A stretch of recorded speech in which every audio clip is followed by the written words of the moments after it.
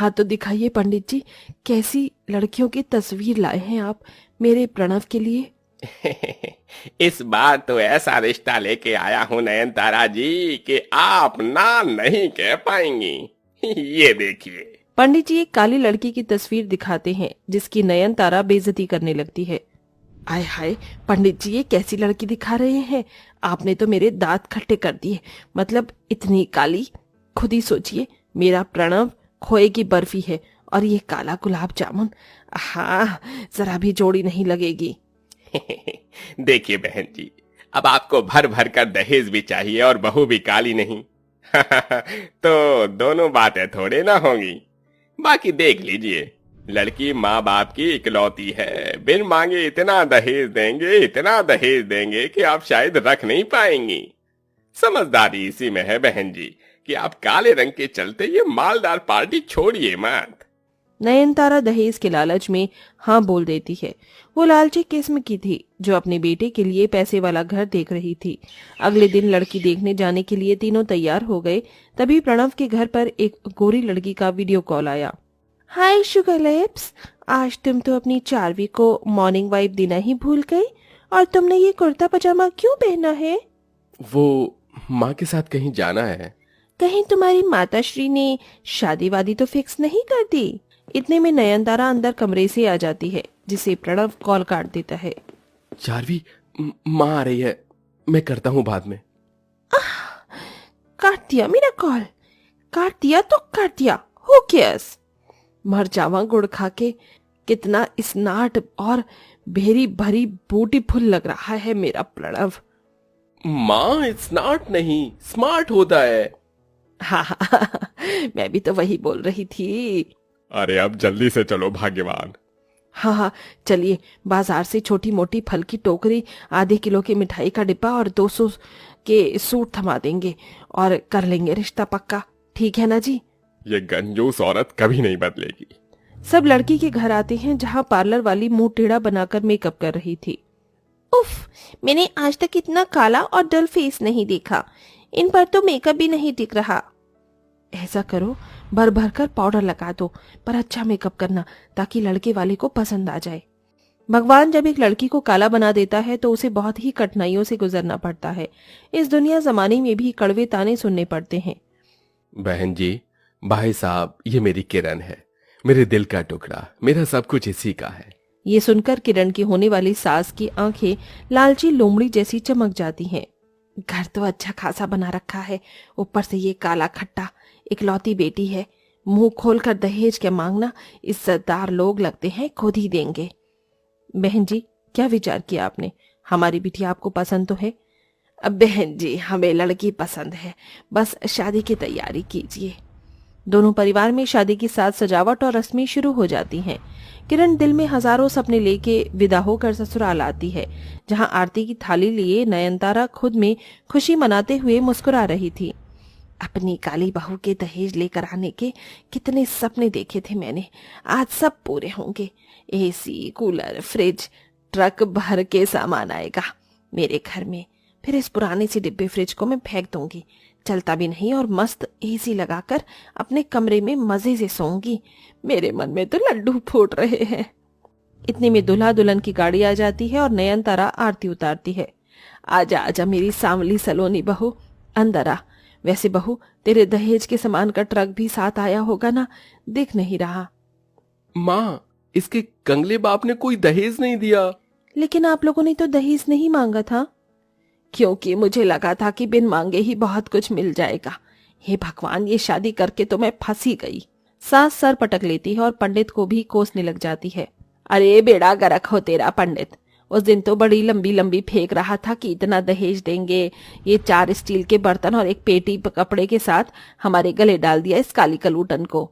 ससुराल की दहलीज पर से ही काली बहू को सास और पति का तिरस्कार मिलता है। काली बहू की आंख से बहते आंसुओं को देखकर ससुर सुरेंद्र उसे समझाते हैं। बहू दुल्हन तो तू इस घर की बन गई, लेकिन अपने सास और पति के दिल में एक जगह तुझे खुद बनानी होगी, और ये बड़ा कठिन है। दे पाएगी ये अग्नि परीक्षा? हाँ बाबूजी, मैं कर दूंगी हर परीक्षा। सहमी हुई सी किरण पति के कमरे में आती है। जी, मैं अपना सामान कहाँ रखूं? रख दो मेरे सिर पर। मेरी जिंदगी तो तुमने बर्बाद कर ही दी, मगर मेरे कमरे में तेरे लिए कोई जगह नहीं है, समझी?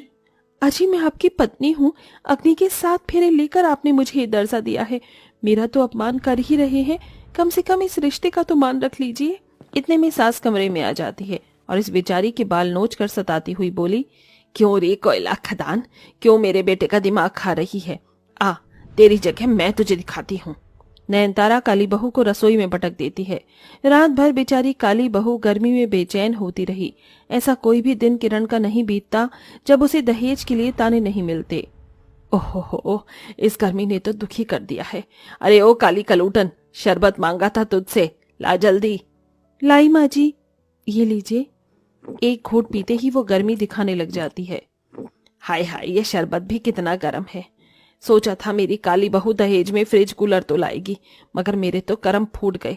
ऐसी काली बहू ब्याह कर जाकर मर क्यों नहीं जाती चुल्लू भर पानी में डूबकर। टूटे दिल से किरण चली जाती है। इधर प्रणव रात दिन 4 वीक से हंस हंस कर चैटिंग करता रहता, जिससे नयनतारा दूसरी शादी की बात करती है। देख प्रणव, मैं तेरी खुशी चाहती हूँ बेटा। ये लड़की कितनी दूध जैसी गोरी है, तू इससे दूसरी शादी कर ले। लेकिन माँ, मैंने इसे मेरी पहली शादी के बारे में नहीं बताया। अरे कौन कह रहा है बताने को? इसके लिए तो तू कवारा है। इस काली बहू से तेरा तलाक करवा के मैं इसकी सौतन ले आऊंगी, और गर्मी का मौसम है तो मैं भी तो दहेज में कूलर फ्रिज मांगूंगी और मोटे मोटे गहने भी। दरवाजे से लगकर किरण सब सुन लेती है और सिसक सिसक कर रोने लगती है। तो क्या दहेज की कूलर फ्रिज और चंद गहनों के लिए माँ जी मेरी सौतन लाएंगी? क्या दहेज के आगे दिल के रिश्ते का कोई मोल नहीं? अगले दिन चोरी चोरी दोनों चारवी के घर आते हैं, जहां नयनतारा उसके घर को घूर घूर के देखकर बोलती है, कितनी ठंडक है यहाँ, काफी इम्पोर्टेड एसी लगती है, तभी तो इतना चिल्ड कर रखा है घर। पैसे भी तो मोटे लगे हैं इसमें, और गर्मी में मेरा दम निकलता है, एसी के बिना आदत नहीं। देखो बहू, तुम मुझे पसंद हो, बस दहेज में मेरे घर कूलर और डबल डोर का फ्रिज ले आना, और मोटे मोटे जेवर भी मेरे लिए। श्योर श्योर मम्मी जी, आपको मुंह मांगा दहेज मिलेगा, और ये रहे जेवर, देख लीजिए। अरे वाह, ये तो एकदम खरे सोने के हैं। अब तो बस चट मंगनी पट ब्याह करके मेरी बहू बनकर आ जाओ। माँ जी, ये शादी नहीं हो सकती। हो इस प्रणव, मैं इनकी पत्नी हूँ। किरण चारवी को सब कुछ बता देती है। इतने में पुलिस आकर दोनों को हथकड़ी डाल देती है। अरे इंस्पेक्टर, मुझे क्यों हथकड़ी डाल रहे हो? मैंने कौन सी चोरी डकैती थोड़ी ना की है। लेकिन दहेज प्रताड़ना तो किया है, उसके लिए आपको हम गिरफ्तार करते हैं। आप दोनों ने मुझे मजबूर कर दिया ऐसा करने पर। माँ जी, आप दोनों का दिल जीतने के लिए मैंने हर जतन किया, अपमान सहा, लेकिन आप दहेज के लिए मेरी सौतन लेने जा रही थी। हाँ। मेरी जगह आपकी बेटी के साथ अगर यही होता तो कैसा लगता? ये सुनकर नयनतारा के दिलो दिमाग पर से लालच का पर्दा हट जाता है। बहू, मुझे माफ कर दे, मैंने तेरा दर्द देखा नहीं, दहेज के चक्कर में मैं लालची हो गई थी। अरे, सबसे ज्यादा कसूरवार तो मैं हूँ, जिसने कभी तुम्हें इज्जत नहीं दी। माँ, आपको कूलर फ्रिज जो भी चाहिए मैं कमा कर ला दूंगा, लेकिन अब मुझे मेरी पत्नी चाहिए। चारवी, मुझे माफ कर देना, मैंने तुम्हें भी धोखे में रखा। इट्स ओके प्रणव, किरण तुम्हारे लिए बेस्ट लाइफ पार्टनर है, उसकी जैसी तो मैं भी नहीं हूँ। मैं तुम्हारी सौतन नहीं बनूंगी किरण। सबका पछतावा देखकर किरण का दिल पिघल जाता है। वो कंप्लेंट वापस ले लेती है, जिसके बाद सारा बैर मन से निकालकर प्रणव उसे अपना लेता है और नयनतारा भी दहेज की बुरी लालच छोड़ देती है।